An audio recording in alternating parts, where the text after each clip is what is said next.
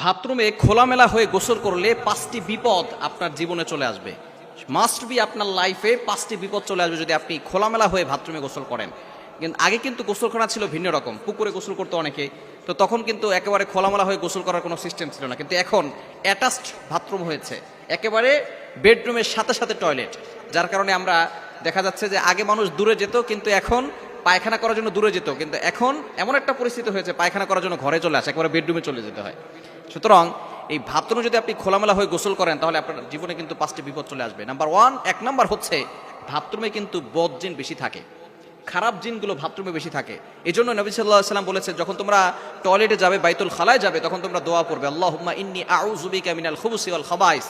এই দোয়া পড়ে বাম পা দিয়ে তারপর প্রবেশ করতে হবে, কারণ এই দোয়া যে পড়ে তার মাঝে আর শয়তানের মাঝে, জিন শয়তানের মাঝে আল্লাহ তাআলা একটা পর্দা ঢেলে দেন, জিন শয়তান আর মানুষকে দেখতে পারে না। কারণ আপনি যখন বাথরুমে যাবেন তখন আপনি উলঙ্গ হবেন, তখন কিন্তু আপনার লজ্জার স্থানের দিকে শয়তান তাকায়। বিশেষ করে পুরুষ যারা আছে তাদেরকে মহিলা যে জিনগুলো আছে তারা অ্যাট্রাকশন দিয়ে থাকে, তারা তাদের উপরে ভর করে থাকে। আবার যে সমস্ত মহিলা মানুষ আছে তারা যখন টয়লেটে যাবে তখন তারা উলঙ্গ হয়ে গোসল করলে পুরুষ জিন জাতি তাদের উপরে অ্যাটাক করে থাকে। এজন্য অবশ্যই আমাদেরকে সতর্ক থাকতে হবে, আমরা গোসল করার সময় একেবারে খোলামেলা হয়ে উলঙ্গ হয়ে গোসল করব না। 1 নাম্বার, জিনের আসর লাগতে পারে, বদ জিন আসর করতে পারে। বদ জিন মানুষকে ক্ষতি করতে করতে এক সময় মৃত্যুর দ্বার প্রান্তে নিয়ে যায়। এজন্য অবশ্যই 1 নাম্বার যে বিপদ সেটা হচ্ছে জিনের বড় ভয়ঙ্কর বিপদ থেকে আমাদেরকে বাঁচার জন্য খোলামেলা হয়ে গোসল করা যাবে না। 2 নাম্বার হচ্ছে যে ব্যক্তি একেবারে উলঙ্গ হয়ে গোসল করে খোলামেলা, তার লজ্জা কমে যায়। আর আল হায়াউ শুবাতুম মিনাল ঈমান, নবী সাল্লাল্লাহু আলাইহি ওয়াসাল্লাম জানিয়ে দিয়েছেন লজ্জা হচ্ছে ঈমানের একটি অঙ্গ, ঈমানের একটি অংশ। লজ্জা কমে যাবে, কারণ আপনি মনে করতেছেন যে আপনি কেউ নাই, আপনি একা আছেন, কেউ আপনাকে দেখছে না। আল্লাহ কিন্তু আপনাকে দেখছে।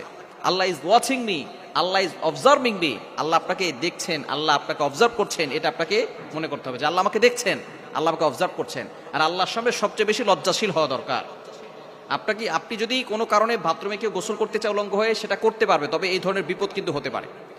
তার মানে 2 নাম্বার হচ্ছে আপনার লজ্জা কমে যাবে। 3 নাম্বার হচ্ছে আপনার স্মৃতিশক্তি দুর্বল হয়ে যাবে, মেধা শক্তি, ইন্টেলেকচুয়াল পাওয়ার, এটা দুর্বল হয়ে যাবে। যাদের বাথরুমে খোলামেলা হয়ে গোসল করে তারা অনেক সময় নিজের লজ্জাস্থানের দিকে তাকায়, আর যে লজ্জাস্থানের দিকে বেশি তাকায় তার স্মৃতিশক্তি দুর্বল হয়ে যায়।